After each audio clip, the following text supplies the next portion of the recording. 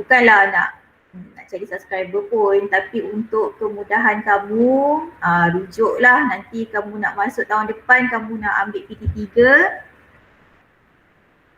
Okey, kamu boleh ulang semula tengok untuk subjek-subjek yang untuk tajuk-tajuk yang cikgu dah, untuk yang kita dah belajar masa di tingkatan 2 lah.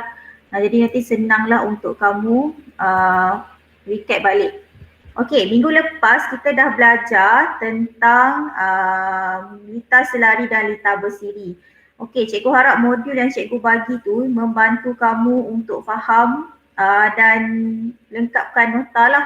Sebab cikgu tak minta kamu buat nota, cikgu dah suruh kamu lengkapkan sahaja sebab dia lebih mudah kan. Okey, kita recap sekejap sebelum kita bincang yang kita dah buat minggu lepas. Okey, cikgu dah terangkan kepada kamu tentang lita bersiri dan lita selari. So mudah je kamu nak ingat lita bersiri dan lita selari ni, kamu hanya ingat sahaja laluan dia. Okey, ingat sahaja laluan. Kalau lita bersiri hanya ada satu laluan sahaja. Berbanding dengan lita selari, kita ada banyak laluan. Kamu ingat laluan-laluan ni macam jalan raya. Kita nak pergi sesuatu tempat. Kalau lita bersiri ni hanya ada satu jalan sahaja untuk menuju ke satu-satu tempat. Tapi kalau lita selari ada banyak jalan, ada banyak cabang, maksudnya ada banyak jalan kita nak boleh guna untuk pergi ke satu-satu tempat. Okey. Yang penting kita belajar minggu lepas adalah tentang arus, voltan dan rintangan dalam lita bersiri dan dalam lita selari. Yang warna biru ni semuanya kamu mesti ingat kelas. Sebab yang warna biru ni lah yang kita akan gunakan dalam kita panggil dalam pengiraan. Soalan lita bersiri dan lita selari ni dia akan tanya kamu dua soalan je kelas. Bukanlah dua soalan, maksudnya dua bentuk soalan yang soalan favourite lah kita kata. Dalam soalan kalau dia keluar lita bersiri dan lita selari, dia akan tanya dua perkara ini sahaja. Yang pertama, dia akan tanya situasi, maksudnya yang situasi ni termasuk dalam kekurangan dan kelebihan lita bersiri dan lita selari. Dan yang kedua, dia akan suruh kamu kira, buat pengiraan, sama ada kira nak kira arus ke, kira voltan ataupun kira rintangan untuk mana-mana lita bersiri dan juga selari. Untuk standard kamu ni, dia asingkan lita bersiri dan lita selari. Tapi nanti bila kamu masuk ke form menengah atas, kamu ambil fizik contohnya, kamu akan belajar dengan lebih mendalam tentang lita ni kelas, yang mana dia akan gabungkan lita selari dan lita bersiri dalam satu lita. Jadi sangat penting untuk kamu faham lita selari dan lita bersiri tu sekarang. Yang asas kan, yang mudah dulu. Macam kamu belajar mengeja juga, mula-mula kamu belajar ABC. Kemudian kamu belajar suku kata. Kemudian kamu belajar baca ayat. Sekarang kamu belajar untuk buat karangan. Macam itulah. So lita ni juga ada peringkat-peringkat dia lah. Okay, jadi yang kamu kena ingat, cikgu dah ringkaskan, sebab tu nota ni cikgu suruh kamu buat. Sebab yang cikgu bagi dalam nota ni adalah yang sudah penting. Yang kamu kena ingat yang biru dan juga kelebihan dan serta kekurangan bagi setiap lita. Okey, minggu lepas cikgu dah tunjukkan jalan kerja untuk soalan nombor 1 dan soalan nombor 2 bagi penyelesaian masalah. Okey, hari ni kita akan bincangkan pula, walaupun nombor dia sama, untuk muka surat 10 soalan nombor 2 dan soalan nombor 3. Okey, macam biasa, yang pertama kamu kena kenal pasti apakah jenis lita. Okey, kenal pasti dulu jenis lita tu lita selari ataupun lita bersiri. Sebab apa? Sebab bila kamu dah kenal lita, barulah kamu boleh tahu nak guna rumus yang mana. Jangan tersalah lita, sebab kalau kamu tersalah pilih lita, maka jawapan kamu akan salah lah. Okey. Sebab bila kamu salah kenal pasti lita, maksudnya kamu salah guna rumus. Bila kamu salah guna rumus, maka jawapan pun salah. Bila jawapan salah, salahlah semua kan, dia tak akan ada markah. Okey, kita tengok soalan yang kedua. Berdasarkan rajah 1, hitungkan jumlah rintangan berkesan dalam lita. Okey, kita lihat dulu raja 1 dekat sini. Ini adalah lita kita. Baik, kalau kita lihat dekat sini, rintangan macam mana kita nak kenal rintangan dan komponen-komponen, kita tengok kepada simbol-simbol. Kita dah ada simbol-simbol dalam buku teks kamu tu, simbol komponen elektrik. Selain daripada kita lihat simbol, kita lihat juga dia punya unit ni kelas. Tengok unit ni. Tengok unit. Unit ni kelas. Oh, unit ni cikgu, ini ohm. Oh, kalau ohm adalah unit untuk rintangan atau perintang kan. Jadi yang ohm-ohm semua ni adalah rintangan. Jadi label lah. Kamu label R1, R2 dan R3. Boleh tak kalau tak nak label? Boleh, tak ada masalah. Cuma nanti kamu akan jadi keliru lah kan kalau kita nak buat dia nanti nak kira arus pada R1, nak kira arus pada R2 atau voltan pada R1, voltan pada R2, kamu akan jadi keliru nanti. Jadi untuk memudahkan kamu, kamu labelkan dulu. Okey, labelkan R1, R2 dan juga R3. Nak letak 5 ohm ni R3? Boleh. Nak letak 5 ohm ni R1? Boleh. Terpulang kepada masing-masing. Nak label apa? RA, RB, RC? Boleh. Tak ada masalah. R ni menunjukkan rintangan. Simbol untuk rintangan. 1, 2, 3 ni menunjukkan bilangan lah. Bilangan perintang kita. Terpulang, nak gunakan simbol yang macam mana, terpulang kepada masing-masing, ikut kesesuaian. Yang cikgu gunakan ni yang standard lah, yang standard biasa-biasa buku guna. Okay, terpulang kepada masing-masing. Okay, kita dah ada 9 volt kat sini menunjukkan voltan. Macam mana kita tahu voltan? Sebab dia ada volt dekat sini. So kita ingat voltan. Senang kan? Voltan, dia punya alat dia adalah voltmeter. Dan unitnya adalah volt. Tiga-tiga tu semuanya huruf V di depan, simbol pun V. Senang nak ingat. Sama juga dengan arus. Arus ni berbeza sikit. Okay, kalau voltan, okay, kita recap, kita ulanglah sikit. Okay, kalau voltan simbolnya V. Okay, alat dia voltmeter. Unitnya adalah volt. Simbol pun V juga. Semua tiga-tiga tu adalah huruf V. Senang. Voltan senang nak ingat sebab dia semua huruf V. Kalau arus, arus ni pelik sikit. Arus simbolnya adalah I. Sebab tu V sama dengan IR kan? Sama dengan arus, simbol dia I. Alat dia ammeter. Alat nak ukur ammeter. Unitnya adalah ampere. Simbol adalah A. Okey, dia banyak jugalah A semua kan. Cuma dia ada I lah dekat sini. Tapi kalau rintangan ni, dia pelik sikit. Rintangan, okey, simbolnya adalah R. Alat tak ada sebab rintangan ni kita kira kan. Dia tak ada alat. Lepas tu unit dia ohm. Unit dia ohm. Okay, cikgu rasa rintangan ni mungkin kita akan ingat sebab ohm pelik kan. Kita tak pernah dengar. Mungkin cikgu tak pastilah sekolah kamu dah belajar ke belum. Sebab dia pelik, simbol dia pun pelik. So mungkin kamu senang ingat lah. Ni yang kamu kena ingat. Sebabnya ini yang digunakan lah, simbol-simbol dan juga unit-unit yang digunakan. Okay, mari kita buat soalan untuk 2A. Okay, yang pertama tadi kita kenal pasti dulu kita punya lita, jenis lita, bersiri ataupun selari. Okey, tengok kat sini ada berapa jalan. Oh cikgu, ada satu jalan cikgu. Baik, ada satu jalan sahaja, maka satu jalan menunjukkan lita bersiri. Okey, so ni kita punya lita bersiri kita lah. Jadi lita bersiri, bila lita bersiri ingat apakah rumus dia. Kalau bersiri, senang raikan dulu pun boleh. I sama dengan I1 sama dengan I2.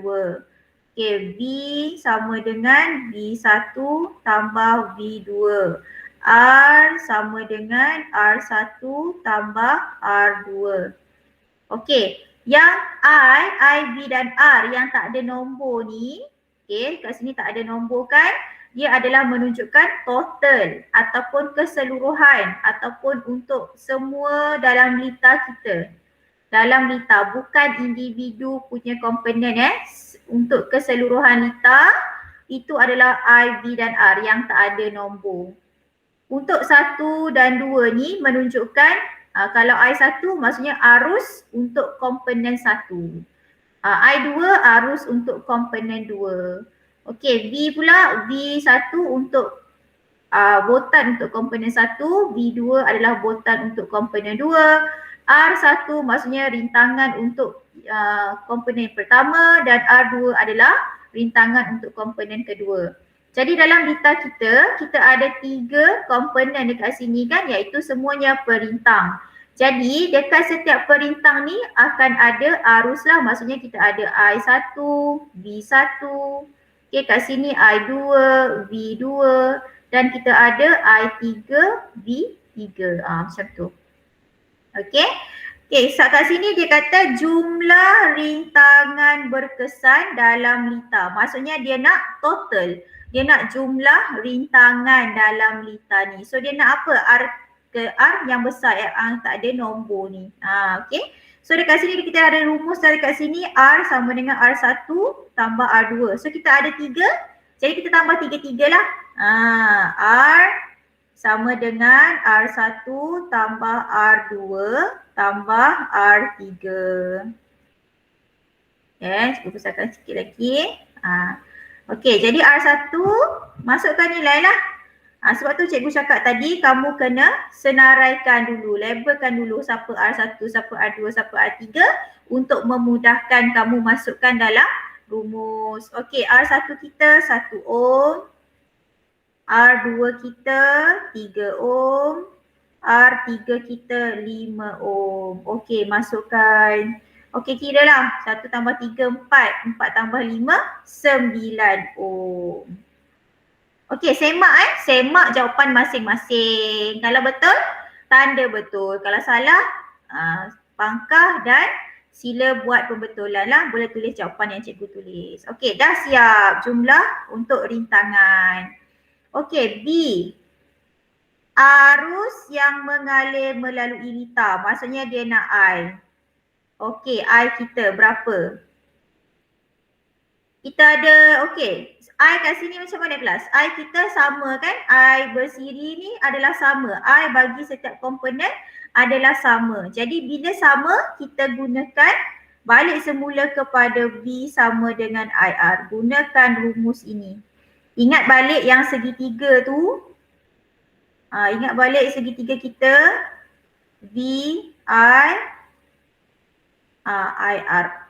Okey, so kita nak apa kelas? Kita nak I. Jadi pindahlah I sama dengan, pindahkan R ke sebelah sana. Jadi V bahagi dengan R. Okey, kalau tak pandai nak pindah-pindah, kamu gunalah segitiga yang cikgu tunjukkan ini. Okey, mana-mana boleh, tak ada masalah. Nak pindahkan boleh macam cikgu buat ataupun nak gunakan segitiga. Cikgu selalu pindahkan. So cikgu senang nak ingat VIR ni. Okey, cikgu pindahkanlah. So nak guna segitiga pun boleh. Terpulang. Mana satu yang kamu senang ingat? Tak semestinya apa yang saya senang ingat tu kamu senang ingat. Tak semestinya. Gunakan teknik masing-masing. Cuma saya kongsikan teknik yang memudahkan saya ingat. Kamu kena kenal pastilah macam mana kamu boleh ingat sesuatu perkara tu. Sebab setiap individu cara untuk ingat dia berbeza-beza. Tak sama dengan semua orang lah. Okey, kita dah ada V sama dengan I sama dengan V bahagi dengan R. So masukkan nilai V. Voltan kita nak ambil kat mana? Ingat voltan sentiasa ambil pada bateri. Sebab ini V yang besar. V yang besar pula. Maksud cikgu V keseluruhan lita. Jadi bila keseluruhan lita, tak perlu kamu nak fikir macam-macam mana. Tengok sahaja kepada kita punya bateri kita. Voltan pada jumlah voltan pada bateri kita lah. So kat sini dia dah ada 9 volt. Jadi tulis je lah 9 volt. Okay, R kita guys apa? R kita ni R besar kan? R besar kita dah kira dah dekat sini. 9 ohm. Bahagilah. So 9 bahagi 9, takkan tukar kalkulator juga kan. 1. Okay, I, apa dia punya unit dia? Ampere. Okay, letakkan unit. Pastikan ada unit kelas. Kalau tak ada unit, tak ada markah. Markah kosong Walaupun kamu dapat jawapan 1, jalan kerja semua bagus, tetap kosong kelas. Make sure pastikan ada unit. Tak ada unit, salah. Pangkah kalau jawapan kamu tak ada unit. Okey, sila pastikan markah jawapan kamu ada unit. Okey. Seterusnya, kalau ada soalan, kamu boleh terus bagi tahu cikgu Kalau cikgu pergi terlalu cepat pun, bagi tahu dekat komen. Cikgu slow-slow sikit. Bagi tahulah. Macam minggu lepas tu ada cikgu bagi tahu cikgu terlaju. Cakap je. Kadang-kadang cikgu terlaju seronok kan mengajar. Okey. Seterusnya kita tengok kepada soalan C. Boltan, dia suruh kita kira V tapi merentasi perintang-perintang. Maksudnya dia nak tahu boltan bagi setiap perintang. Kita ada 3 perintang kat sini. Dia nak tahu boltan yang lalu pada dekat R1 ni berapa. R2 ni berapa boltan dia. Dekat R3 ni berapa boltan yang merentasi. Okey. Ini senang je tapi kita kena kira secara individu. Okey. So kita dah label dah R1, R2 dan R3. Jadi lebih senang kita nak tahulah. Okey, maksudnya kita ada V1, V2 dan V3. Kat sini dia nak tahulah V1, V2 dan V3. Ini kehendak soalan V1, V2 dan V3. Okey, so V1 sama dengan I R1. Kenapa I ni kita tak tulis 1 juga? Boleh nak tulis 1, tulis je lah, tak ada masalah. Tapi sebab kita dah tahu kan I1 sama je dengan I2 sama dengan I besar. Jadi tak perlulah kita nak tulis 1. Nak tulis 1 pun boleh, tak ada masalah. Okey. I1 ataupun I berapa? Kita dah kira tadi. Berapa tadi 1 kan? Okey, 1. Masukkan dah 1. Cikgu, 1 pun kena tulis ke? Ya, mesti tulis sebab ada markah untuk masukkan nilai. Okey, R1 kita berapa? 1 ohm. 1 masukkan juga cikgu. Ya, 1 masukkan. Jangan malas. 1 darab 1, 1. 1 volt. Okey, so barulah V1, sekarang V2. Okey, V2 pula kita ada sama juga I2, R2. So I2 kita sama dengan I besar kan? I besar kita tadi 1A, 1 ampere. Okey, R2 kita tengok dekat sini, R2 kita adalah 3 ohm. Okey, 1 darab 3, 3 volt. Okey, teruskan dengan V3. Okey, cikgu letak kat sini Okey, V3 sama dengan I3, R3. So I3 kita sama dengan I besar. I besar kita adalah 1 ampere kan? Okey, jadi 1A, 1 ampere. R3 kita 5 ohm. 1 darab 5, kita akan dapat 5 volt. Okey, dah selesai untuk soalan yang kedua ni. Senang je. Yang penting kamu mesti ingat rumus ini kelas. Kalau tak ingat rumus ni memang tutup buku je lah. Tutup cerita lah. Tak boleh jawab langsung kan. Okay. So make sure kamu kena ingat rumus yang diberi. Kalau kamu ingat rumus, mudah sahaja untuk jawab soalan. Okay. Okay. Boleh Baik. Ada soalan kelas? Boleh? Okey. Nanti kalau kamu rasa perlu, cikgu akan screenshot ni bagi dekat kamu punya dalam grup lah kalau kamu perlu. Okey, kita teruskan dengan soalan yang seterusnya, soalan nombor 3. Okey, berdasarkan rajah 2, hitungkan. Baik, sama juga macam tadi kelas, kita kenal pasti apakah jenis lita. Okey, jenis lita dulu. Jenis lita. Macam mana nak kenal jenis lita apa? Kita tengok ada berapa jalan kat sini. Satu jalan ke dua jalan? Okey, tengok kat sini ada, ada satu jalan. Ada, dua jalan kat sini. Jadi kalau dua jalan maksudnya lita selari. So bila lita dah kenal pasti lita, kita label lah. Kita ada dua komponen kat sini kan. Ini voltan cikgu sebab ada volt unit dia. Ini ohm. So ohm unitnya adalah, ohm adalah unit untuk perintang atau rintangan. Tulislah R1, R2.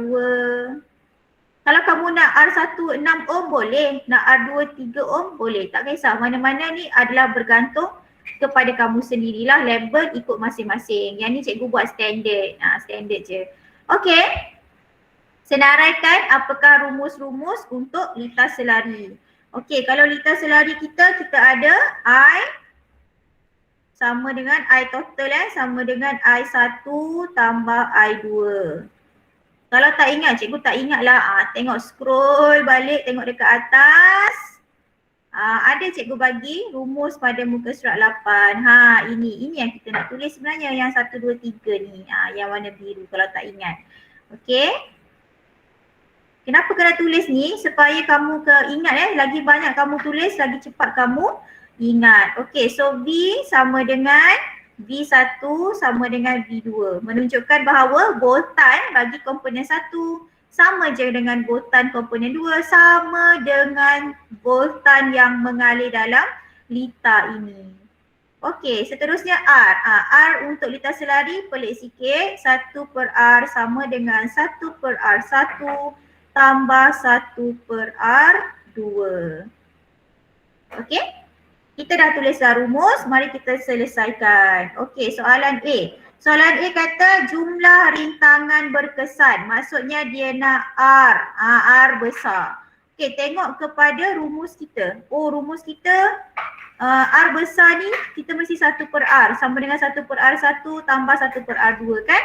Okey, tak ada masalah. Tulis rumus macam biasa. 1/R sama dengan 1/R1 tambah 1/R2.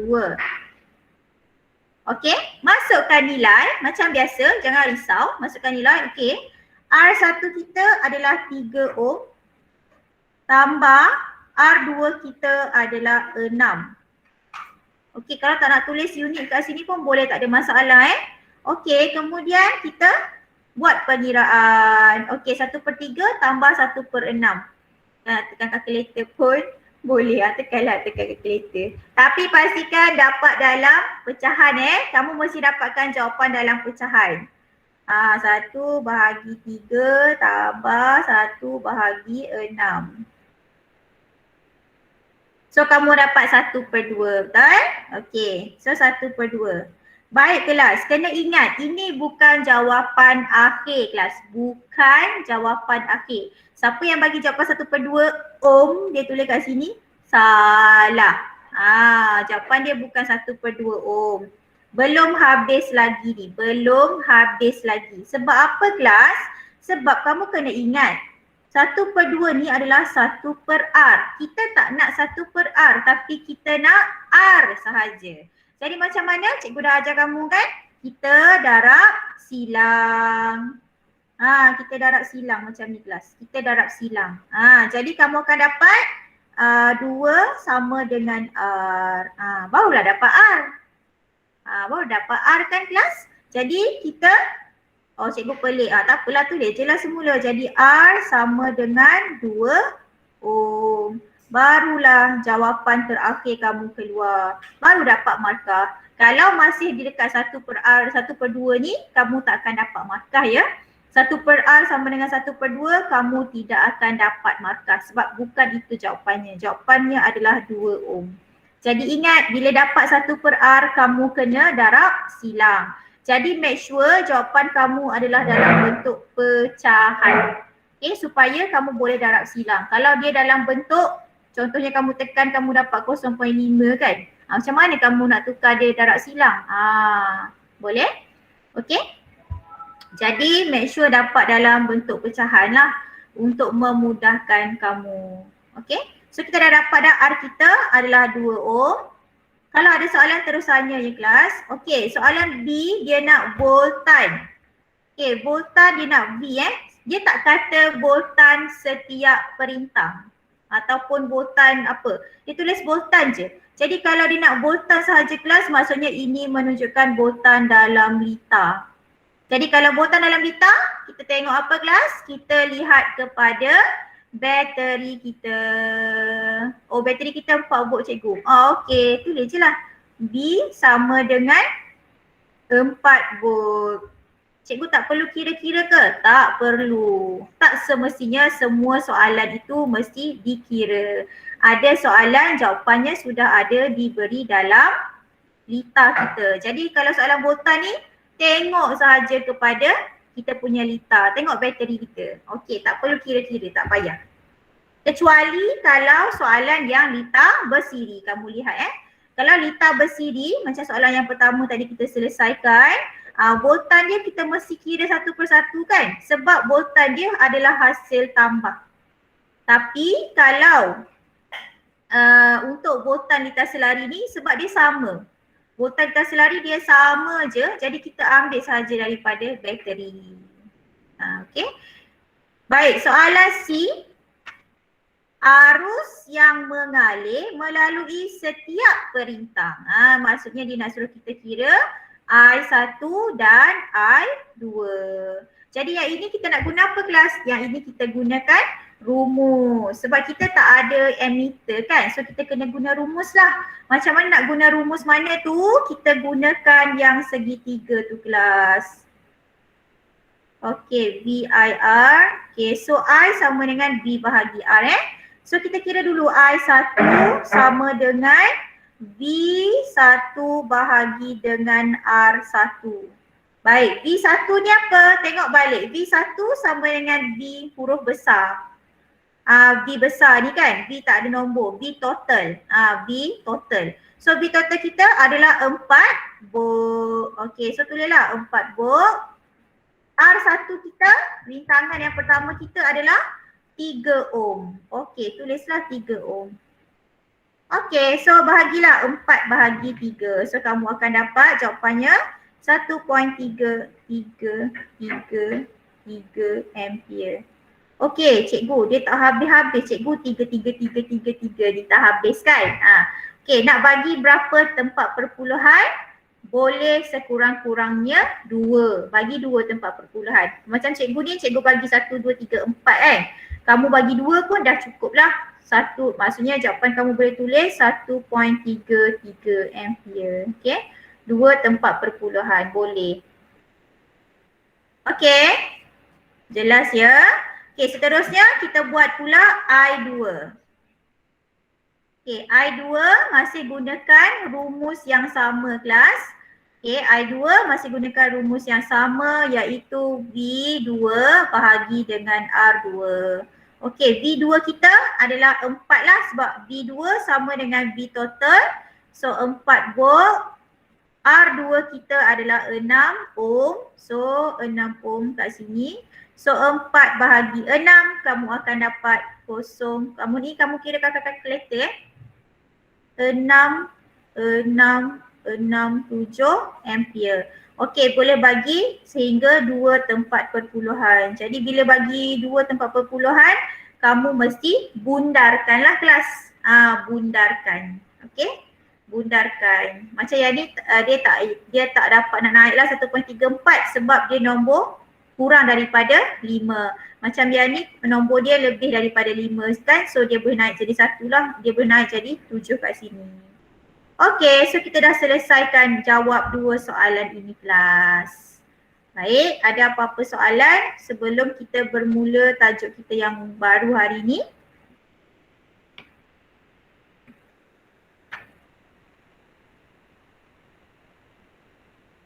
Okey, jelas Okey, Natasha tak ada. Okey, cikgu bagi masa sekejap untuk kamu semak. Okey, bagus Alia. Alia ada masalah ke untuk soalan hari tu? Sebab hari tu kamu ada tanya cikgu kan? Sama je, lebih kurang soalan kita bincang hari ni dengan soalan yang hari tu.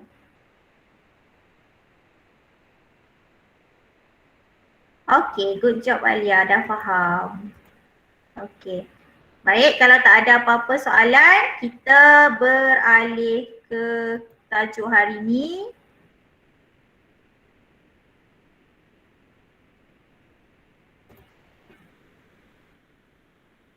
Okey, jadi hari ini kita teruskan tajuk kita. Okey, tajuk yang kita nak buat hari ini adalah 7.3 Kita teruskan tajuk hari ini 7.3 iaitu kemagnetan. Kamu boleh lihat kepada buku teks kamu. Sambil-sambil tu kelas, kamu boleh isikan kita punya modul. Cikgu dah siapkan modul kamu tu, sambil-sambil cikgu ajar kamu boleh siapkan modul lah. Okey, so kita tajuk yang terakhir 7.3 ni adalah tajuk terakhir untuk bab 7. Jadi kalau kita sempat habis hari ni kemagnetan, minggu esok ataupun minggu depan kita dah boleh, minggu depan kita cuti kan. Ataupun nanti next class kita dah boleh masuk kepada bab 8. Jangan risau, cikgu akan bagi modul lah macam biasa. Okay, cikgu harap kamu buatlah modul tu. Penat cikgu buat sampai tengah malam cikgu buat modul tu. Okay, so tajuk kita hari ni adalah kemagnetan. Kamu boleh rujuk buku teks kamu muka surat 158. Okay. Baik, kenapa kita belajar tajuk kemagnetan ni sekali dengan elektrik? 7.1 kita belajar tentang cas. Macam mana ada cas elektrostatik, ada cas elektrik, ada proton, ada elektron. Lepas tu kita masuk ke 7.2, kita masuk kepada arus elektrik. Kita mula-mula kita belajar cas yang statik kan, maksudnya cas tu tak bergerak. Tapi bila kita masuk ke 7.2, cas tu dah boleh bergerak dalam litar elektrik, dah bergerak sebagai arus. Sebelum ni dia duduk diam-diam je dalam secara statik lah, dia sebagai elektrostatik. Bila 7.2 dia dah menjadi arus, dia dah jadi cas elektrik, dia dah boleh bergerak dalam 1 litar. Okey, 7.3 pula kita masuk tentang kemagnetan. Sebab apa kita belajar sekali? Sebab kita nak tengok nanti macam mana arus elektrik tu, arus elektrik tu boleh menghasilkan magnet.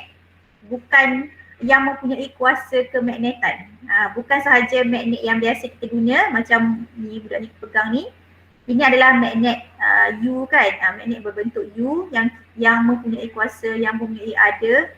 Dia tak panggil kuasa lah, dia ada medan magnet tertentu kan. Tapi kita boleh menghasilkan magnet dengan hanya menggunakan arus elektrik. Okay, so kita akan belajar nantilah. Jadi hari ni kita akan masuk tajuk 7.3 kemagnetan. Dalam tajuk ni kelas kamu akan belajar tentang dua perkara utama. Bagi cikgu lah dua perkara utama, iaitu satu kita akan belajar tentang magnet biasa. Magnet yang mempunyai medan magnet yang ada daya kemagnetan.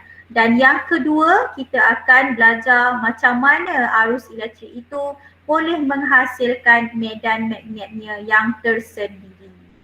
Maksudnya benda tu bukan magnet pun, tapi dia boleh jadi magnet bila kita alirkan arus elektrik. Okey, mari kita lihat Okey, kita tahu magnet ni sejenis yang dia boleh wujud dalam bentuk batu magnet. Dia jenis mineral. Okay, yang kita boleh cari gali lah. Kita gali-gali dalam tanah, kita akan jumpa magnet ni dalam bentuk batu magnet. Selalunya magnet ni kita guna dekat fridge magnet. Kamu pergi melancong, kau pergi jalan-jalan, ada fridge magnet tu kan.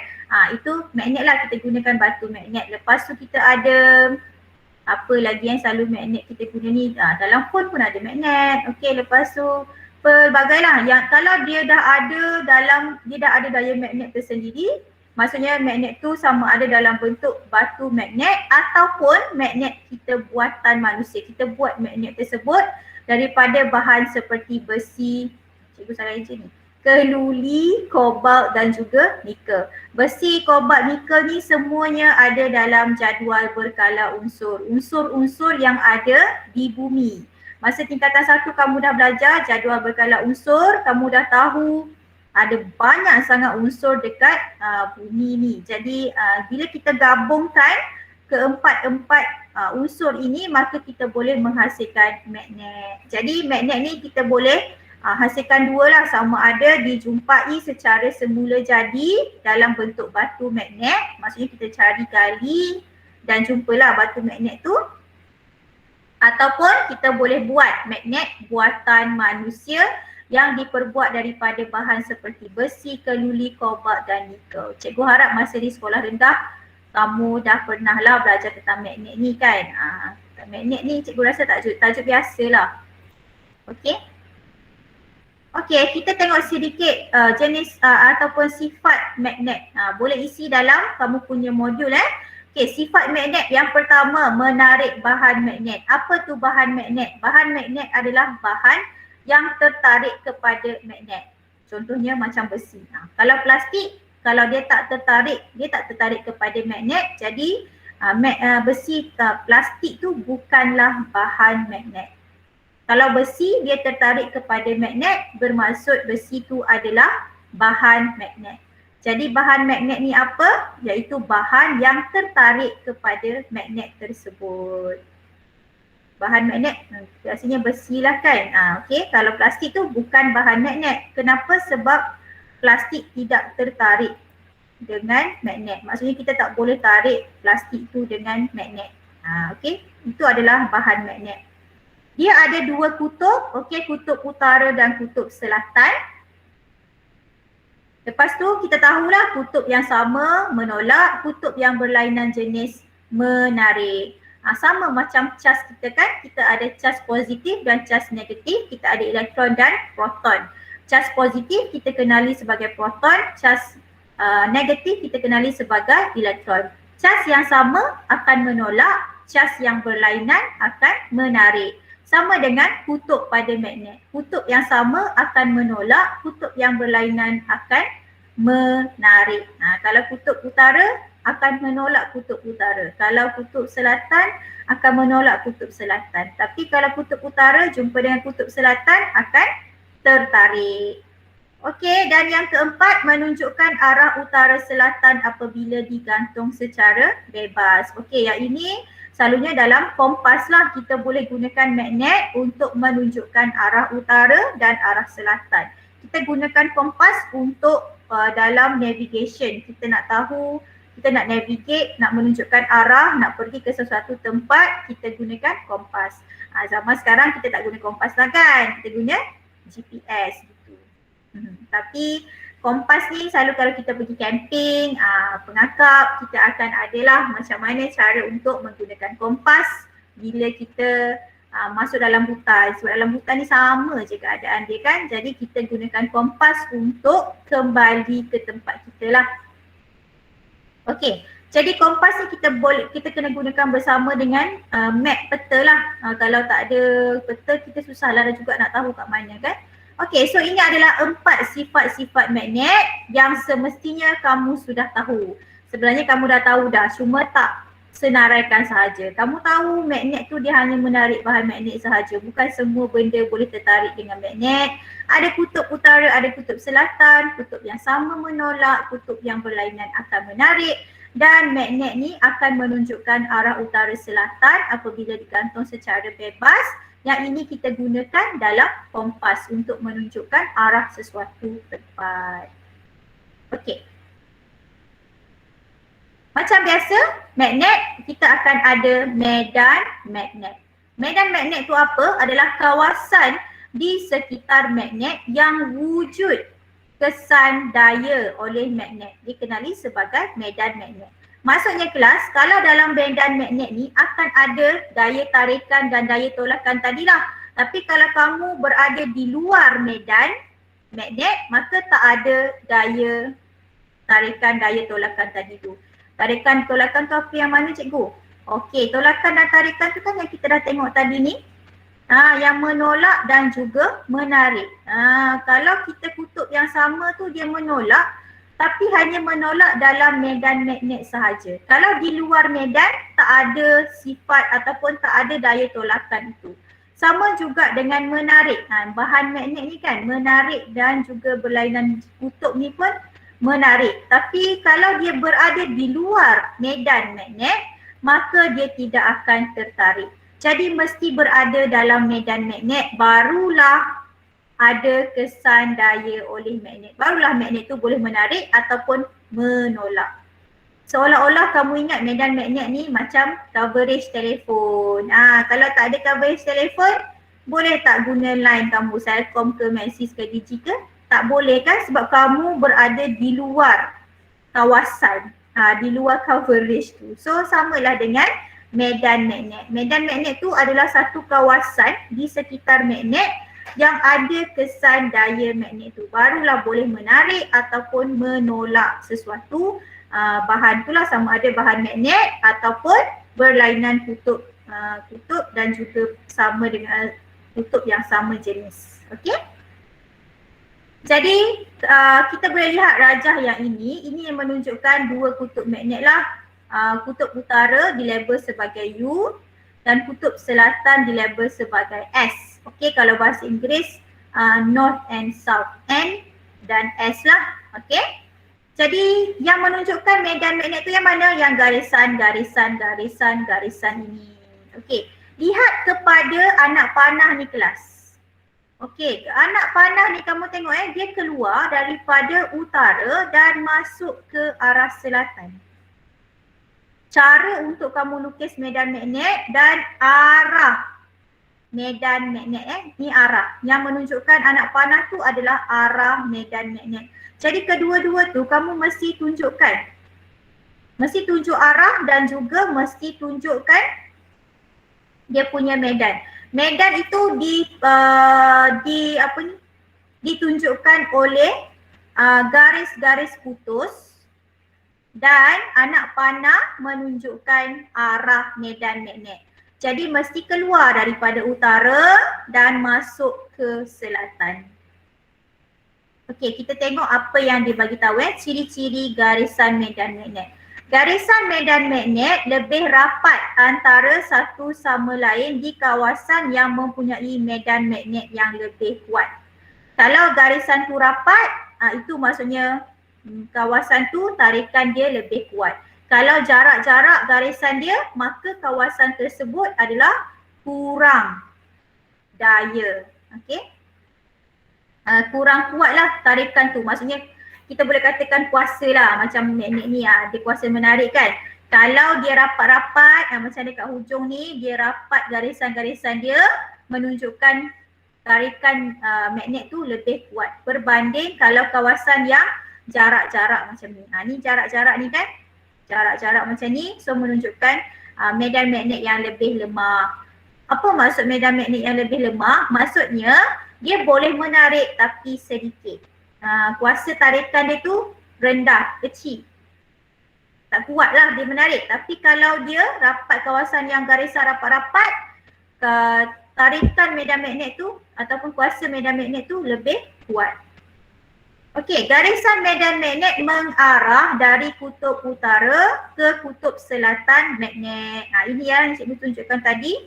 Arah ini mengarah dari kutub utara. Dari kutub utara ke kutub selatan.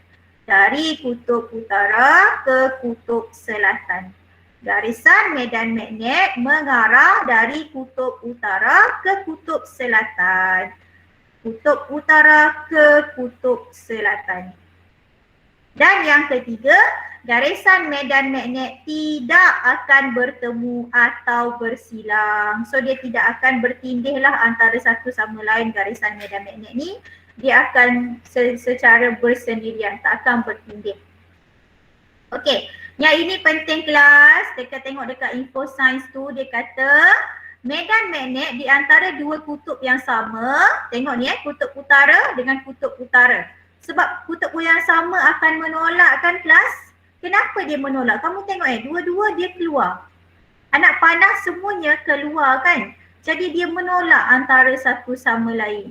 Dan ada satu kawasan yang dekat X itu, okey, yang dekat X yang mana akan menghasilkan satu titik yang kosong. X ni titik kosong yang tidak mempunyai sebarang medan magnet. Maksudnya apa kelas? Dekat X ni dia tak akan ada tarikan. Dia tak akan situ lah kan? tak ada kuasa dekat X ni, tak akan dipengaruhi oleh medan magnet. Titik ini disebut sebagai titik neutral. Kat sini neutral, dia tak menolak siapa-siapa. Okay. Ini hanya, titik neutral ni hanya wujud bila ada dua magnet yang didekatkan dan sama kutub. Kalau selatan dengan selatan pun sama juga, akan ada juga titik neutral. Tak semestinya utara dengan utara sahaja. Dia selatan dengan selatan pun akan ada titik neutral di kelas. Syaratnya adalah mestilah kutub yang sama. Dan dekat titik neutral ini tidak mempunyai sebarang medan magnet. Cikgu harap kamu fahamlah maksud medan magnet ni sebab penting Medan magnet ni kawasan di sekitar magnet yang wujud kesan daya oleh magnet. Maksudnya dekat kawasan magnet ni lah ada kuasa ataupun daya tarikan daripada magnet tu. Kalau kita cakap secara mudah, maksudnya kalau kamu masuk dalam kawasan medan magnet tu, kamu akan ditarik oleh magnet tersebut. Macam itulah, kita taklah ditarik. Maksudnya macam besi ke peralatan bahan magnet tu akan ditarik oleh magnet. Ingat macam cikgu cakap tadi, macam coverage telefon. Kalau kamu masuk dalam kawasan dia, baru kamu boleh gunakan line telefon tersebut. Tapi kalau kamu berada di luar kawasan, maka kamu tak boleh gunalah. Samalah dengan medan magnet ni.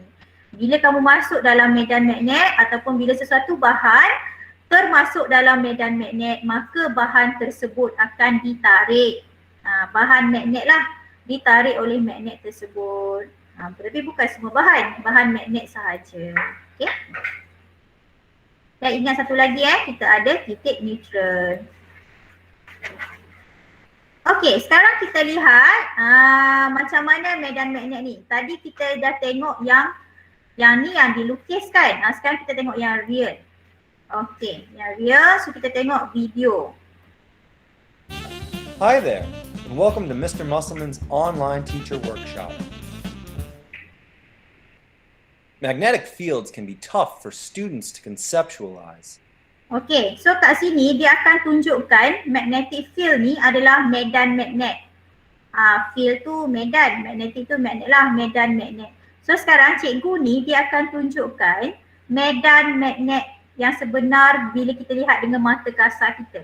So apa yang dia buat adalah, ini adalah magnet, okey, north utara, S ni south adalah mewakili selatan. Okey, dan kita ada kertas putih ni dan dia akan gunakan serbuk besi. Yang hitam-hitam tu nanti kamu lihat itu adalah serbuk besi. But with the help of a magnet, a piece of clear glass or plastic, and iron shavings, you can be on your way to helping students better visualize the magnetic field all magnets create. Begin by placing the clear plastic or glass over a magnet. In this case, I use the cover of an old takeout tray. Carefully shake the iron filings out over the magnet and clear cover. Okey, itu adalah serbuk besi yang the dituang tu adalah filings will serbuk begin to besi. arrange themselves almost magically across distinct lines. This is a result of the north and south poles of each shavings arranging themselves with the magnetic field. When done shaking, make sure kids observe the pattern both overhead and from the side. So kat sini kita boleh lihat ini adalah serbuk besi tu, dia dah membentuk medan magnet. So kamu nampak garisan-garisan ini. Ini adalah garisan-garisan yang menunjukkan medan magnet. Sama juga dia keluar dekat sini. Okey, dia kat sini south dia masukkan, kat sini dia keluar. So inilah, yang inilah sebenarnya yang dilukis dalam slide yang sebelum tadi tu. From the side, they'll observe that the field is three-dimensional, meaning the magnetic field extends in all directions from the North Pole and wraps back around to the... Okey, kalau kamu lihat kat sini kan, kat sini ada banyak serbuk besi. So menunjukkan kat sini daya medan magnet tu lebih kuat lah berbanding dekat kawasan di tempat lain yang kurang serbuk besi tu tertarik. Okey, itu menunjukkan kekuatan medan magnet. So dekat kat sini ni kekuatannya lebih tinggi lah, jauh daripada ni kekuatan dia semakin berkurang, lemah. Kekuatan medan magnet tu lemah lah, jadi tak tertarik, dia tak dapat menarik serbuk besi tersebut. Okay. The South Pole. Cikgu cakap apa? Consider trying this activity with a horseshoe or ring magnet to see how the fields are different than the bars. With the help of this activity, students should come to recognize that all magnetic materials create a magnetic field. That includes Earth's core. A diagram like this can also be used to see how well students understand that North and South poles attract and vice versa. Ask your students, why does the imaginary bar magnet inside the Earth appear to be upside down? Want to learn more?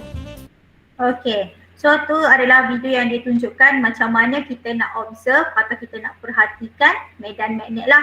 Yang macam cikgu tunjukkan yang tadi tu, ini yang dilukis selepas kita buat eksperimen. So kita tak dapat nak buat eksperimen kan, jadi cikgu tunjuk video je lah. So video-video tu sebenarnya banyak sangat dekat YouTube, kamu boleh carilah.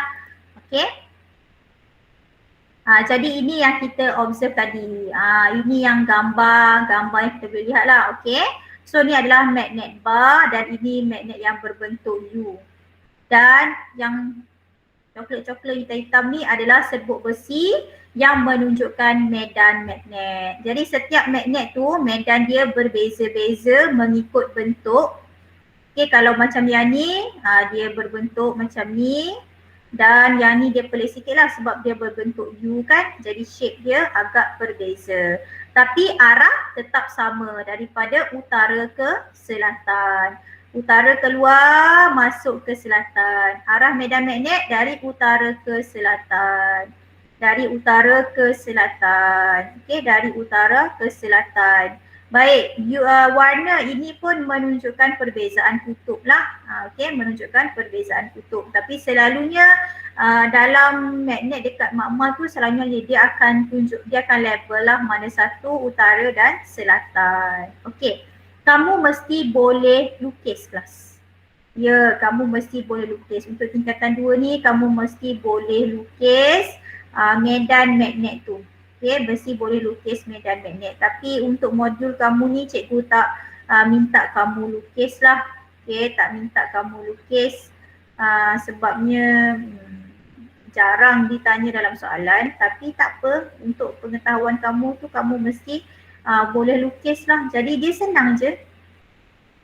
Kamu lukislah seperti yang gambar ini kelas. Okay.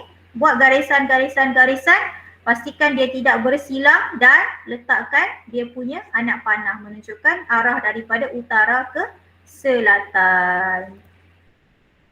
Okay. So itu adalah medan magnet. Ini magnet kekal magnet yang kekal. Okay, yang diperbuat daripada yang kita jumpa wujud secara semula jadi ataupun yang kita buat tadi daripada kita gabungkan bahan. Okey, sekarang kita masuk kepada elektromagnet. Kita masuk kepada elektromagnet. Tadi magnet sahaja, sekarang kita masuk kepada okey, ada orang tanya, Natasha tanya, lukis dalam buku latihan sains kan? Sebab okey, tak perlu lukis Natasha. Cikgu cakap tadi kalau ada soalan kena lukis, kamu kena tahu lukis lah. Tapi untuk hari ni tak adalah cikgu suruh kamu lukis. Tapi kalau kamu rasa nak lukis, boleh, tak ada masalah.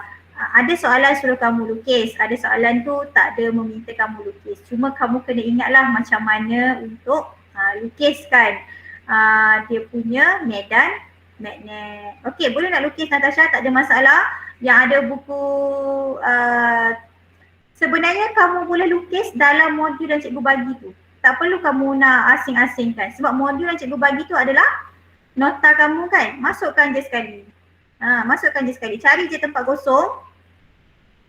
Dekat mana ada tempat kosong tu kamu lukislah. Dekat bawah tu cikgu nampak macam ada lagi sikit tempat kosong kan. Dekat sebelah muka surat 11 tu ada sedikit tempat kosong kat situ. Boleh lukis. Okey, boleh Natasha? Tak perlu asingkan supaya nanti kamu bila kamu nak study tak payah nak tengok buku ni, tak payah nak tengok buku tu. Terus je tulis dalam modul. Nanti nak baca, nak exam, tengok je modul yang cikgu bagi tu, baca poin-poin penting. Sebab cikgu dah ringkaskan untuk kamu dan itu yang penting kan kamu kena tahu bagi setiap bab. Okey, kita masuk ada setengah jam lagi, kita masuk sikit elektromagnet. Elektromagnet ialah sejenis magnet. Okey, magnet juga yang mempunyai kesan magnet untuk sementara waktu apabila arus elektrik dialirkan melaluinya. Yang ni cikgu cakap tadi, macam mana tenaga arus elektrik tu boleh menghasilkan medan magnet. So kita namakan sebagai elektromagnet lah. Sejenis magnet yang mempunyai kesan magnet sementara. Maksudnya bila ada arus elektrik barulah benda tu ada kesan magnet. Kalau dia tak ada arus elektrik maka tak jadi magnet benda tu. Berbeza dengan magnet ni, magnet kekal ni, sebab tu nama dia magnet kekal. Sebab magnet ni kita tak perlu buat apa-apa, medan magnet ataupun daya magnet dia sentiasa ada selama-lamanya. Maksudnya dia daripada kita jumpa dan kita guna berpanjangan dan kita tak perlu nak sambung dia kepada arus elektrik pun untuk dia menunjukkan kesan magnet. Tapi kalau elektromagnet, sebab tu nama dia elektromagnet, mesti ada arus elektrik melaluinya, barulah ada kesan magnet. Kalau tak ada elektrik, tak ada kesan magnet ini. Okey? Dia mesti ada arus elektrik, barulah ada kesan magnet. Kalau tak ada arus elektrik, maka tak ada kesan magnet. Sebab itulah kita kata magnet ni, kesan magnetnya sementara. Tapi kesan magnetnya sama dengan magnet kekal. Menarik bahan magnet, ada kutub utara, kutub selatan, kutub yang sama menolak, kutub yang berlainan menarik, boleh menunjukkan arah, tetap sama tapi sementara. Bila ada kesan magnet ni? Bila arus elektrik melaluinya. Kalau tak ada arus elektrik, contohnya kita tutup switch, maka bahan tersebut tak boleh bertindak sebagai magnet. Hanya sementara sahaja. Okey. Cikgu tunjukkan kepada kamu. Okey. Yang ini yang kita biasa buat simulasi tu kan. Okey, tapi hari ni kita tak buatlah secara cikgu nak tunjukkan sahaja. Okey, cikgu nak tunjukkan sahaja. Okey, ini kamu lihat dekat sini.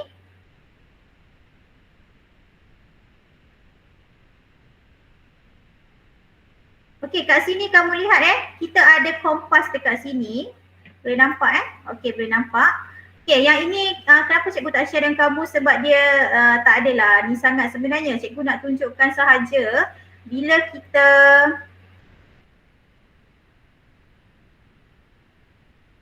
okey, sekarang kosong volt. Kamu lihat kat sini kosong volt. Cikgu harap kamu boleh nampak. Cikgu besarkan sikit. Okey, kat sini kamu lihat dia kosong. Okey, boleh nampak lagi. Okey, kosong volt kat sini. Maksudnya apa? Dia tak ada voltan yang mengalir. Tak ada arus lah kan? Tak ada arus. Kamu lihat kat sini ada tak medan magnet? Tidak ada. Sebab cikgu dah tunjuk kat sini show field. Maksudnya kita nak tunjukkan medan magnet. Ini adalah gelung, gegelung. Okay, gegelung ni macam wire saja. Dawai besi tu kita biasanya guna kuprum lah, kuprum macam tu kita gelung, kita balut-balutkan dia. Lepas tu kita sambung kepada bateri. Ni bateri biasa. Okay, lepas tu kita akan, bila kita on, kita dapati dia akan ada medan magnet di sini. Tapi sekarang ni kosong volt kan, tak ada voltan. Maksudnya kita tak ada arus. Jadi tak ada medan magnet. Tapi bila kita tambah voltan, okey, kamu lihat bila kita tambah je voltan, dia menunjukkan medan magnet. Tengok yang ada-ada ni adalah menunjukkan medan magnet di kelas. Itu adalah elektromagnet.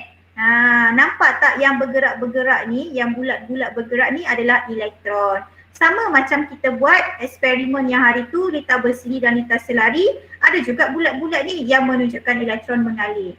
So bila elektron mengalir ni menunjukkan ada arus lah. Kalau kita buat dia kosong tadi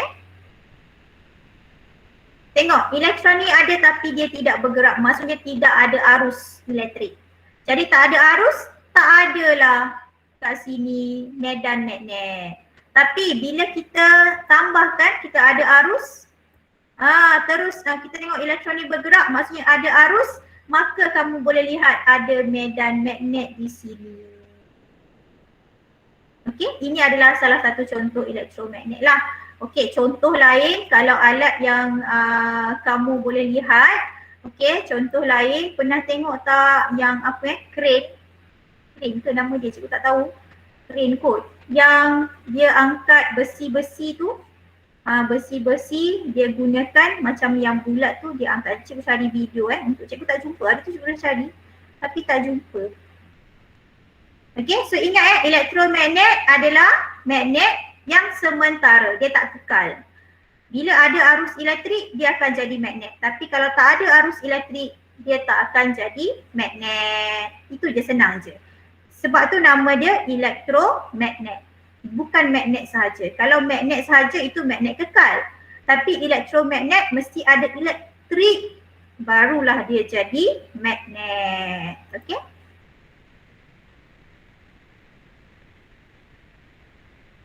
Okey, so elektromagnet ni pun ada corak medan magnet. Corak ni adalah garisan medan magnet yang kita tengok tadi. Kalau yang magnet kekal, yang ada garisan-garisan putus-putus tu kan, so samalah dengan elektromagnet ni pun ada corak medan magnet juga. Okey, corak medan magnet terbentuk bergantung kepada bentuk konduktor yang digunakan.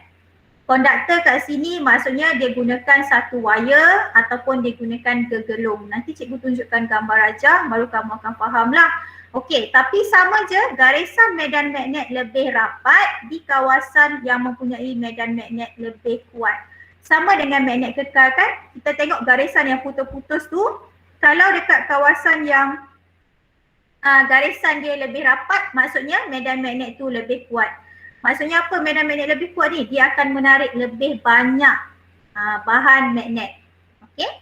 Kekuatan medan magnet berkurang apabila menjauhi pusat konduktor. Maksudnya kalau lebih jauh daripada gegelung tadi contohnya, maka dia akan menjadi lebih slow lah. Okey? Kamu lihat balik yang dekat sini kan, yang macam cikgu tunjukkan tadi. Okey, kamu lihat dekat gegelung ni, warna kita punya medan ini lebih terang berbanding di kawasan yang jauh.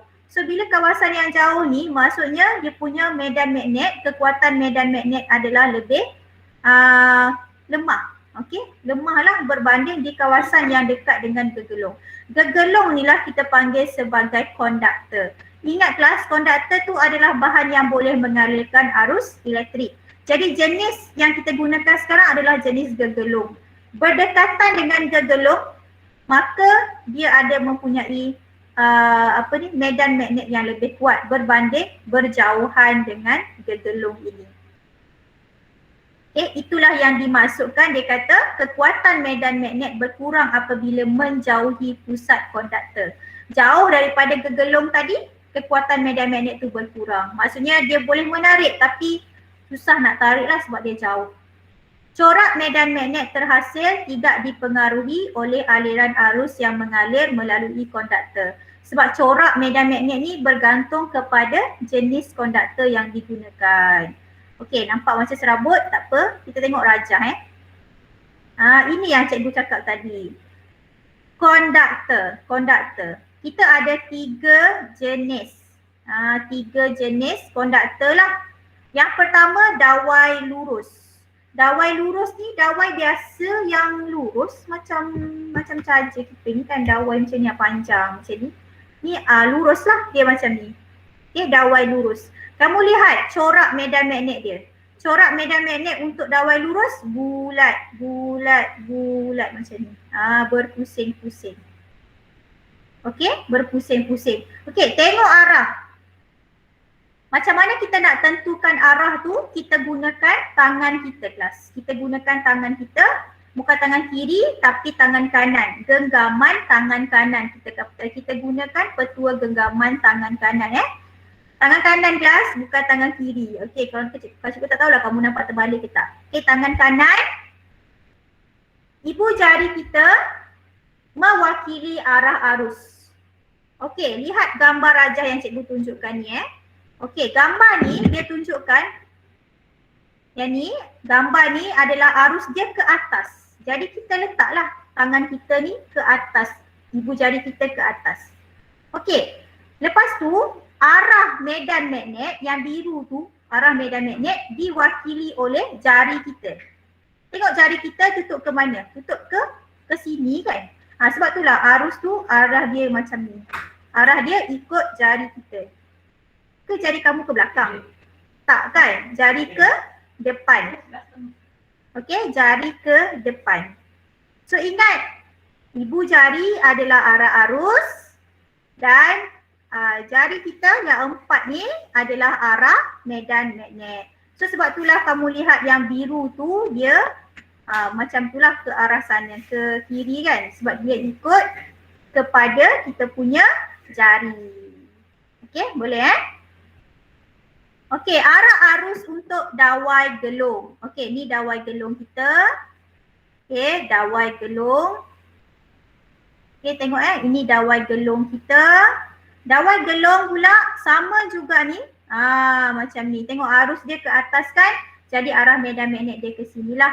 Yang warna biru tu adalah menunjukkan arah medan magnet. Jadi bentuk-bentuk corak medan magnet, yang biru tu corak medan magnet, kamu mesti ingat. Kalau dawai lurus bentuk dia macam ni. Kalau dawai gelung bentuk dia macam ni lah, ada 2 pusaran. Kalau solenoid pula bentuk dia macam ni. Dia seperti yang mana corak medan magnet tu adalah yang warna biru tu kelas. Yang putus-putus warna biru. Arah medan magnet warna biru juga yang ada anak panah tu. So ni arus masuk dan keluar kat sini. Okey. Jadi yang masuk ni adalah selatan, yang keluar ni adalah utara. Jadi untuk solenoid dia akan ada kutub lah, kutub utara dan kutub selatan. Okey, boleh Okey, untuk dawai lurus ni pula kita lihat dia adalah sentiasa, kamu lihat yang ini yang bulat-bulat ni adalah kompas. Jadi kompas ni dia akan sentiasa menunjukkan macam ni lah ke arah utara macam ni. Okey. So ada 3 konduktor, 3 jenis konduktor, dawai lurus, dawai gelung dan juga solenoid. Okay, ni solenoid yang dipusing-pusing macam ni adalah solenoid. Jadi yang kita tunjuk, yang cikgu tunjuk tadi, yang ini kelas, yang gegelung macam ni, ini adalah solenoid lah. Dia solenoid tu macam ni. Tapi bila kita lukis, dia akan jadi macam ni. Bila kita lukis, Okey, arah medan magnet ditentukan oleh arah arus elektrik dari terminal positif ke terminal negatif. Maksudnya arus elektrik ni kita boleh tahu macam mana dia akan bergerak dari positif ke negatif. Bateri kita kan ada yang panjang dan pendek. Yang panjang itu mewakili positif, yang pendek itu mewakili negatif. Okay? Dan petua genggaman tangan kanan digunakan untuk menentukan arah medan magnet pada dawai lurus yang membawa arus. Yang ni yang cikgu cakap tadi lah. Okey, kita tengok contoh. Tengok contoh macam ni kelas. Okey, ini adalah rajah 7.17 yang ada dalam buku teks kamu. Okey, tengok petua genggaman tangan kanan yang cikgu tunjukkan tadi. Ini adalah dawai lurus tu. Dawai lurus yang ini kelas. Okey, bila kita besarkan, ini adalah dawai lurus kita. So kita peganglah dawai lurus tu. Tengok arus dia ke atas. Arus ke atas, jadi arah medan magnetnya macam ni ikut jari kita. Kalau dalam peperiksaan kita tak ada dawai tu kan, jadi kamu ambil je pen kamu tu, anggap je pen sebagai dawai kamu. So peganglah pen kamu, sama ada kalau arah arus dia ke atas, maka kamu punya arah medan magnet kamu ikut jari. Kalau arus medan magnet tu ke bawah, kamu buatlah tanda macam ni, dia ke bawah. So arah medan magnet dia ke arah sanalah ikut jari kita. Okey, jari kamu genggam. Kamu tak genggam ke belakang, kamu genggam ke depan macam tu. Okey, jadi arah arus dia ke atas, kamu letak macam ni jari kamu. Jadi arah medan magnet kamu ke depan macam tu lah. Okey. Dia cikgu tahu dia macam agak rumit kan sikit Okey, ini pula adalah untuk solenoid. Ini adalah yang solenoid lah, kalau kita buat dalam makmal, ini contoh solenoid. Kamu lihat dekat sini. Solenoid. Dia ada, solenoid ni terdiri daripada satu teras besi. Okay, ini besi yang warna grey ni adalah besi lah. Dia adalah teras. Teras tu macam dia batang macam ni je. Tapi dia diperbuat daripada besi. Okey, dan di sekeliling besi tu kita akan lilitkan dengan dawai.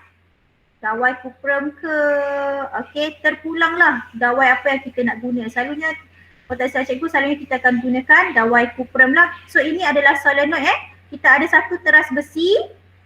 Teras besi ni besi macam biasa. Dan kita balutkan, kita lilitkan dengan kita punya dawai kuprum. Okay, jadi sebabkan solenoid ni dia seolah-olah seperti kita punya magnet kekal. Jadi dia akan ada utara dan akan ada selatan. Akan ada utara dan akan ada selatan juga. Jadi macam mana kita nak tentukan utara dan selatan? Ada dua kaedah. Kaedah yang pertama yang diajar dalam buku teks kamu iaitu kekutuban solenoid dapat ditentukan dengan memerhatikan arah aliran arus. Okey, seperti yang ditunjukkan ni lah. Kita ada utara dan kita ada selatan.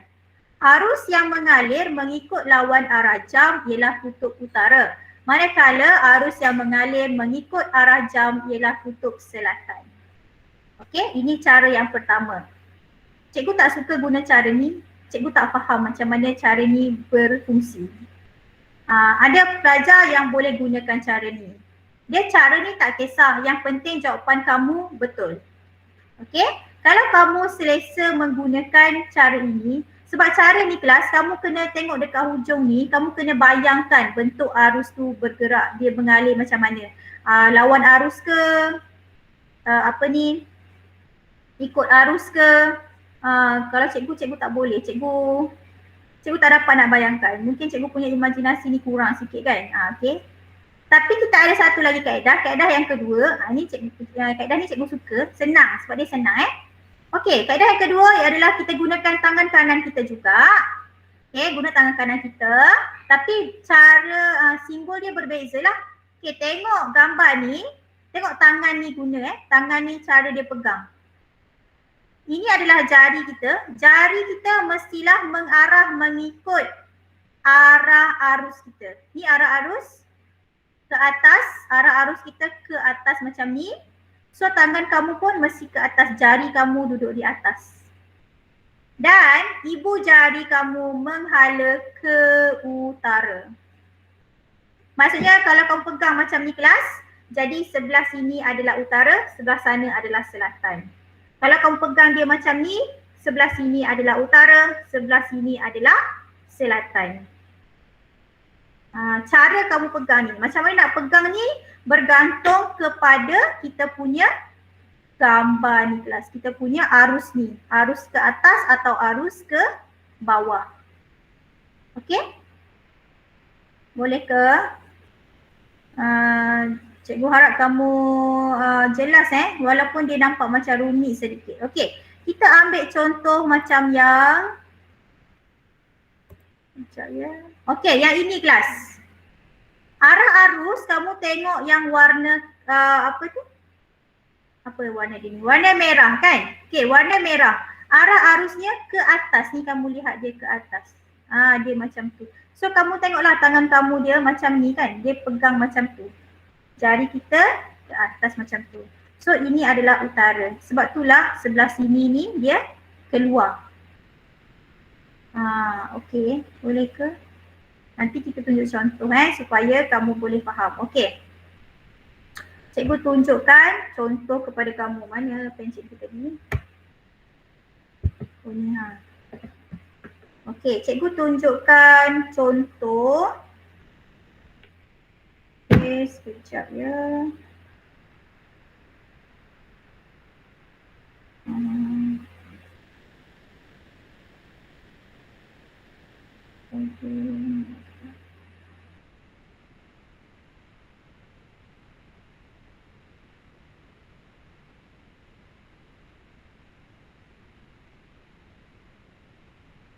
Okey, cikgu tunjukkan contoh untuk kamu. supaya kamu jelas macam mana dia punya macam mana kita nak tentukan arah-arah tu ya. Okey. Contoh okey, cikgu buat contoh dekat kamu. Okey, kita ada bateri. Okey, bateri kita macam ni. Okey, ni contoh. Okey, ni soalan yang diberi kepada kamu lah. Okey, selalunya soalan dia akan bagi macam ni.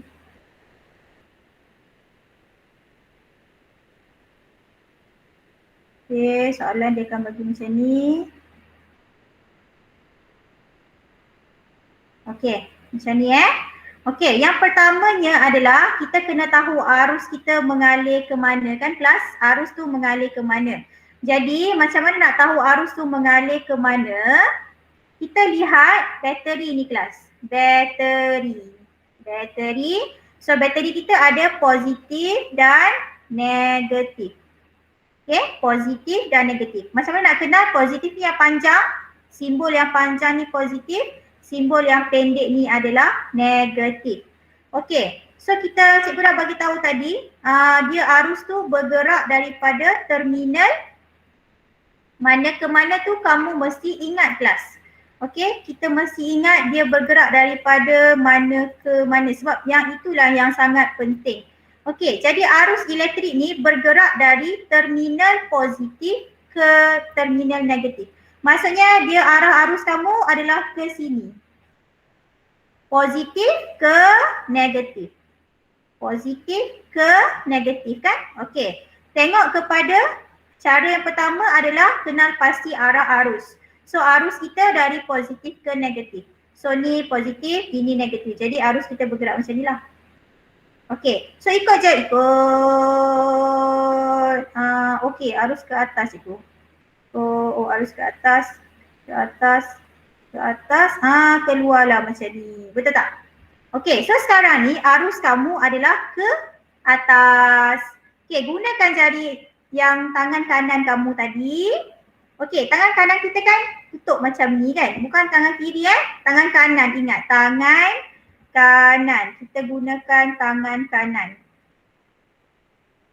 Okey, tangan kanan kita kan, okey, jari kita tutup macam ni kan kelas. So jari ni mewakili arah arus dalam gegelung. Ni kat sini ni. Okey.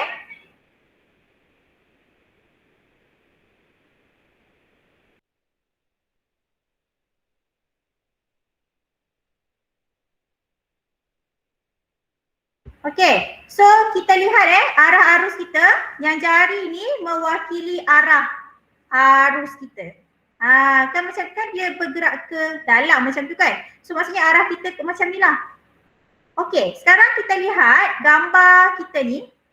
Okey, kamu tengok yang gambar yang cikgu lukis kat sini kan. Okey, tengok arus dia ke atas. Adakah sama dengan jari kita? Kita ke bawah. Sama tak? Tak sama. So dia macam ni kan. Jari kita ke atas macam tu. So dia ke atas, jadi yang ini adalah utara. Ataupun macam ni. Kamu lihat sendiri. Dia ke atas macam ni ke ataupun dia macam ni. Yang kat sini ni kamu kena ingat. Okay, tengok dia macam ni ke ataupun dia macam ni. So kalau dia macam ni, maksudnya sebelah sini adalah utara. So lihat dia punya anak panah tu dia ke atas macam ni kan. Dia ke atas. Jadi bila dia ke atas, maksudnya sebelah sini utara, sebelah sini adalah selatan. Okey, boleh dia ke atas macam ni dia ke atas. So sebelah sini utara, sebelah sini adalah selatan. Boleh ke? Okay. Boleh Okey, cuba lagi lah nanti. Nanti kalau kamu rasa kamu boleh praktis dengan jari-jari kamu tu. Okey, boleh praktis dengan jari. Dalam buku teks tidak diajar cara ni. Ini cara yang cikgu tak tahulah, mungkin tak diiktiraf. Dia tak gunalah, tapi masa cikgu belajar dulu cikgu gunakan cara ni. Tapi yang silibus baru ni dia tak ajar. Okey. Tapi bagi cikgu cara ni lebih mudah untuk kamu faham berbanding dengan cara tadi tu. Cara tadi yang tengok-tengok kepada tengok yang ni kan, macam mana? Okey, kalau tengok yang ni ikut arah jam atau lawan arah jam ni bagi cikgu agak sukar lah sebab cikgu kurang sikit untuk imajinasi. Cikgu lebih suka gunakan cara ni. Okey, jadi terpulang kepada masing-masing kamu nak gunakan cara mana. Okey. Baik, cikgu sudah dah tinggal 5 minit saja lagi. Kita akan berhenti sampai di sini dah sahaja dulu. Esok kita akan teruskan dengan eksperimen 7.2. Okay, kita akan jalankan eksperimen 7.2 tu secara virtual lah macam yang hari tu. Nanti cikgu dah ada share dalam grup kita yang link tu. Tapi kita tak dapat nak guna lagi hari ni kan.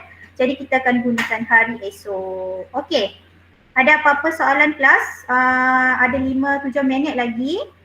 Esok kita akan buatlah eksperimen 7.2 iaitu yang ini kita akan tonton dulu dan kemudian kita akan gunakan page ini untuk kita buat eksperimen kita pada hari esok. Okey, ada apa-apa soalan kelas? Tak ada. Okey, kalau tak ada apa-apa soalan, kelas kita sampai di sini sahaja. Terima kasih untuk kelas hari ini dan boleh bersedia untuk kelas esok. Kita akan buat eksperimen. Boleh cuba dulu website yang cikgu dah share ni, ada dekat grup Telegram, cikgu ada share. Kamu boleh baca dulu eksperimen 7.2, buku teks kamu muka surat 161 dan bersedialah untuk hari esok. Okey, itu sahaja kelas untuk hari ini. Terima kasih semua. Terima kasih cikgu. Terima kasih cikgu.